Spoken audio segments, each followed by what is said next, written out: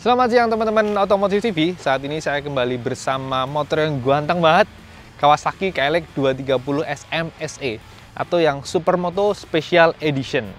Nah, pada video kali ini saya akan melakukan ulasan lengkap ya, ulasan test ride.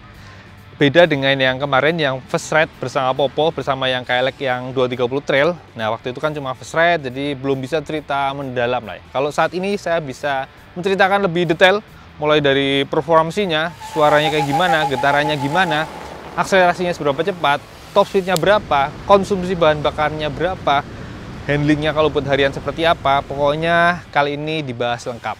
Gimana sih? Apakah menarik untuk dipinang? Simak sampai akhir.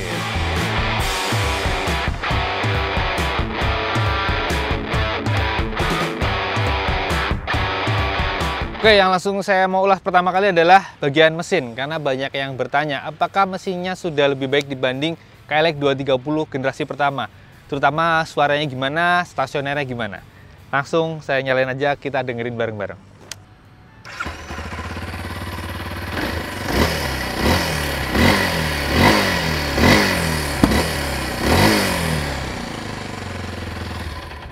Teman-teman, suaranya sudah lebih halus ya, nggak seberisik sekemlatak yang KLX 230 generasi pertama. Jadi ini memang sudah ada improvement dari Kawasaki. Jadi tentu saja di telinga lebih nyaman ya didengar.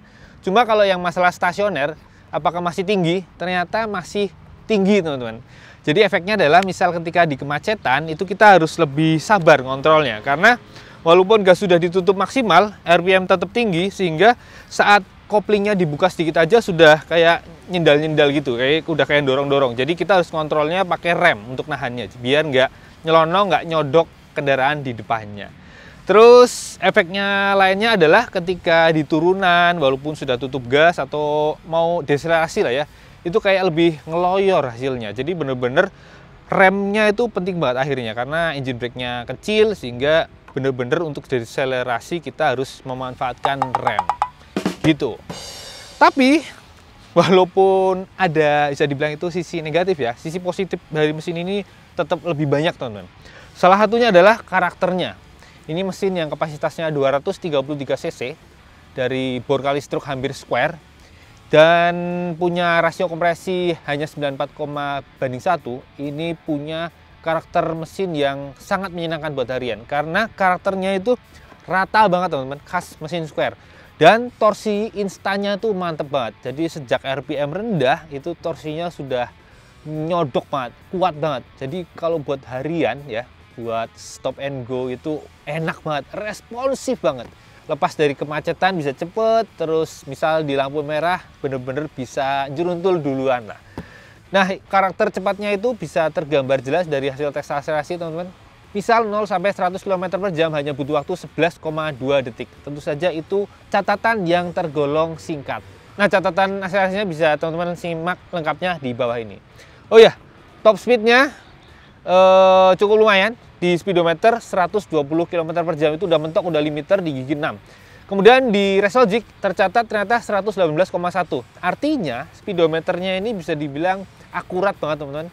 Karena bedanya dikit banget ya di kondisi top speed. Tapi ketika di kecepatan lebih rendahnya itu bedanya sekitar 4 km per jam. Jadi misal kita di speedometer 90 km per jam, ternyata di Resogic 86 km per jam. Ya deviasinya tergolong kecil. Kemudian catatan lainnya adalah rasionya itu tergolong rapat teman-teman. Karena kenaikan di setiap giginya itu hanya 20 km per jam. Jadi gigi 1 35, gigi 2 55, kemudian naik 75, 95, 114 atau 115, kemudian di gigi 6 mentok 120 km per jam. Makanya tadi buat harian ini enak banget. Torsinya gede, instan banget, lalu giginya rapat. Jadi akselerasinya makanya cepat banget, asik banget. Dan kalau teman-teman seneng agak pecicilan, pakai motor ini juga senang banget karena torsinya instan, gampang banget buat wili-wili. Jadi diangkat tuh enak banget teman-teman, gampang banget. Jadi mesinnya ini buat harian sih asli enak banget. Kemudian gimana panas mesinnya? Nah ini di kaki juga nggak terlalu panas teman-teman. Walaupun dipakai macet-macetan ya padat itu kaki baik kanan atau kiri itu tidak terlalu kepanasan lah. Nggak terganggu gitu. Jadi walaupun ini lehernya lewat deket kaki kanan, ini kaki kita aman-aman aja, enak.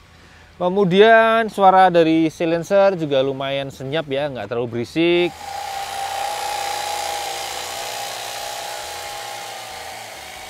Jadi kalau mesinnya bisa dibilang ini jempolan banget sih buat harian. Cuma catatannya tadi itu soal stasionernya aja tinggi. Kayaknya perlu sedikit dimodifikasi ya, atau di setel ulang agar lebih rendah biar engine brake-nya lebih enak gitu. Masih berhubungan dengan mesin, konsumsi bahan bakarnya berapa sih? Ternyata dipakai harian ya, kondisi jalannya beragam lah ya, dari yang lancar, kemudian kadang macet-macetan. Terus saya bawa motornya gayanya agresif ya, seneng gaspol gitu lah pokoknya. Ternyata rata-ratanya 1 liter itu bisa untuk 30 km teman-teman. Untuk sebuah mesin 233 cc itu angka yang moderat lah ya. Artinya boros enggak, irit banget juga enggak, jadi sedengan. Catatan lainnya adalah ini tangkinya kan 7,5 liter. Ternyata ketika di fullin dan kita pakai setelah 100 km itu mulai berkedip fuel meternya. Nah, saat kita isi ulang ternyata masuknya hanya 5 liter. Artinya saat fuel meter sudah mulai berkedip itu masih ada sisa 2,5 liter di tangki teman-teman. 2,5 liter artinya masih bisa buat 75 km lagi. Jadi kalau teman-teman ngalamin fuel meter udah berkedip, nggak usah khawatir, nggak usah takut buru-buru harus ke pom bensin. Ternyata masih bisa jauh makanya.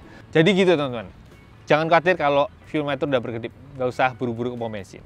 Oh ya, nambahin bahan bakarnya kemarin diisi pakai RON 92, tepatnya pakai Pertamax. Memang sih sedikit di atas rasio kompresinya ya, semua 9,4:1. Tapi jika dikasih Pertalite kayaknya kurang cocok ya. Motor harganya 56,7 juta, masa sih dikasih Pertalite? Pertamax lah ya, biar performanya lebih maksimal. Oke, sekarang kita lanjut ngomongin posisi berkendara dan impresi mengendarainya.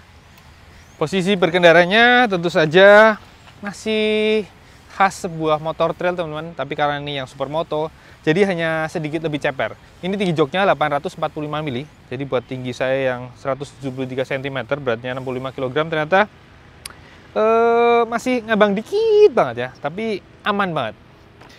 Lalu joknya ini relatif lumayan empuk teman-teman untuk sebuah motor yang genrenya trail ya, walaupun ini supermoto.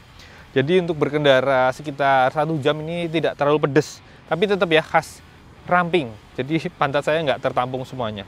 Lalu yang juga khas adalah ketika naik ini area tangkinya, bodinya itu ramping banget. Dan tentu saja panjang datar ya, jadi bisa maju mundur dengan leluasa, bisa disesuaikan dengan tinggi badan serta gaya berkendaranya. Lalu stangnya, ini pakai fat bar yang lebar banget dan ujungnya lurus. Ini tentu saja bisa bikin kontrol motor lebih maksimal, lebih mantep ya, karena lebar kita kontrol jadi lebih enak.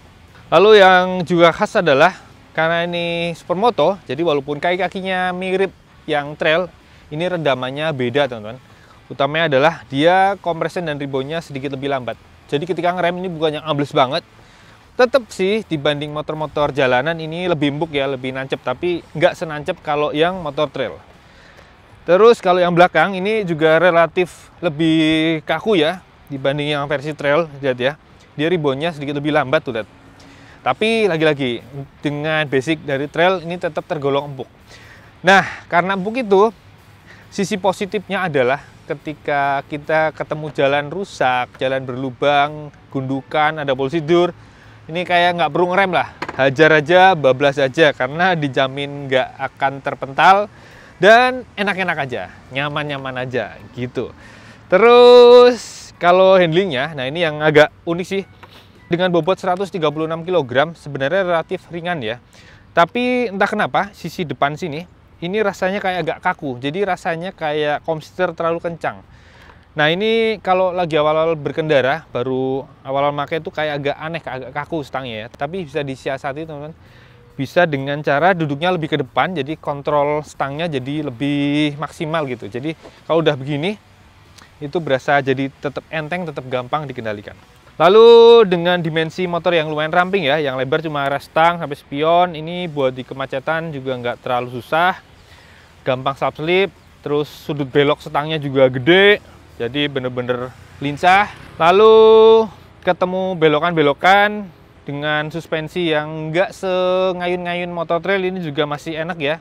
masih tetap oke lah buat rebah-rebah, ngayunya hanya sedikit, tapi relatif bisa dibilang anteng, enak banget. Jadi kalau buat harian, buat yang karakternya butuh motor seruntulan, butuh motor yang lincah, butuh motor yang cocok buat pecicilan, ini asli cocok banget. Apalagi tadi kan, torsi instannya sangat-sangat menyenangkan. Jadi saya sih senang banget pakainya.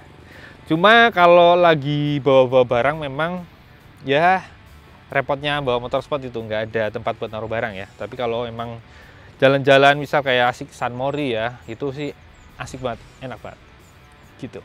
Catatan lainnya adalah di RS Stang ini ternyata di putaran mesin tinggi itu vibrasinya lumayan terasa teman. Gitu. Nah ini kerasa banget ketika awal-awal make ya, badan belum adaptasi itu kaget lah, tangannya rasanya bener-bener getarannya itu di putaran menengah atas tuh lumayan kerasa. Dan nggak cuma di stang, di sekitaran ini kaki ya, itu juga kerasa. Nah kalau full step agak-agak mendingan nih karena ada karetnya, jadi agak teredam gitu. Tapi setelah make sekitar semingguan, mungkin badan adaptasi ya, tangan kayak udah lupa getarannya, jadi rasanya halus-halus saja. Cuma kalau pindah ke motor lain yang lebih halus, langsung berasa motornya halus banget. Pindah ke sini baru kerasa getar lagi. Gitu. Oke, sekarang kita lanjut ngomongin fiturnya. Nah, salah satu yang saya suka adalah lampu utamanya teman-teman, yang pakai LED ya sekarang. Ini sorotnya tentu saja putih, lebar, dan terang. Ini cukup memuaskan untuk perjalanan malam, bikin perjalanan lebih menyenangkan. Kemudian speedometernya, ini sebenarnya sama aja dengan versi sebelumnya ya. Isinya nggak terlalu banyak, cukup sederhana, hanya ada speedometer, terus odometer, trip A, trip B, fuel meter, jam, dan ada logo aki, kemudian ada info lampu-lampu.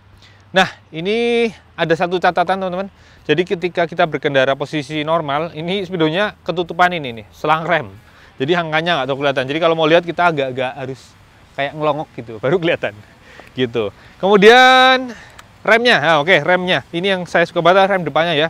Yang mana pakai piringan 300 mili, dijepit kaliper 2 piston.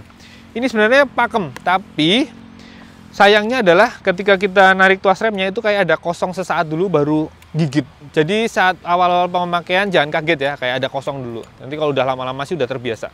Jarinya sudah adaptasi gitu. Kemudian kalau sisi kiri, koplingnya ini enteng banget teman-teman. Jadi buat macet-macetan nggak ada masalah, nggak akan pegel jari-jari. Terus di depannya ada handguard yang mana ini plastik. Ini lumayan sih bisa buat nahan tampolan angin atau kerikil yang langsung ke jari ya ketika agak-agak belusukan gitu lah. Lalu banyak tadi saya belum ngomong secara detail ya. Ini pakai IRC Roadwinner RX01. Ini cengkramannya ya sedengan lah ya, biasa aja ya. Ini karena kayak ban bawaannya Ninja 2,5 sampai R25 sampai 2,5 ini pakai ini. Kalau di trek yang aspal cakep ya, itu sih gripnya oke.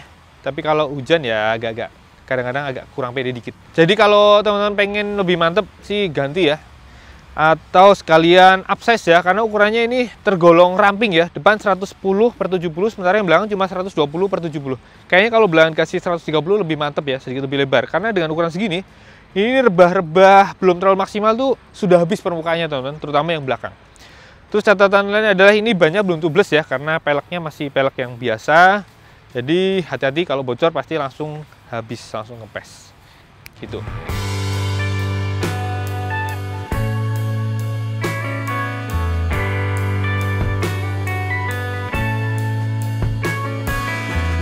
Oke, itu dia teman-teman review lengkap dari Kawasaki KLX 230 SMSE. Yang mana kalau bisa dibilang secara garis besar adalah ini motor yang cocok banget buat teman-teman yang cari motor yang jangkung, yang bisa buat merabas berbagai macam kondisi jalan. Jalan rusak, nggak perlu pusing. Terus mesinnya responsif banget, punya torsi instan sejak RPM rendah. Lalu konsumsi bahan bakarnya cukup moderat. Kemudian fitur-fiturnya juga lumayan fungsional. Seperti lampu LED ini utamanya, ini sorotnya mantap. Lalu ini motor harus ditebus dengan harga sekarang 56,7 juta on the road Jakarta. Gimana teman-teman, tertarik?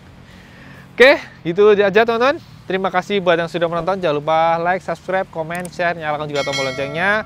Lalu jangan lupa follow juga IG kami Otomotif_TV, dan jangan lupa mampir ke channel Motor Second yang khusus membahas motor-motor bekas berkualitas. Dan jangan lupa mampir juga ke www.otomotifnet.com untuk info-info terbaru tentang dunia otomotif. Sampai jumpa di video berikutnya. Jangan lupa pakai helm kalau naik motor.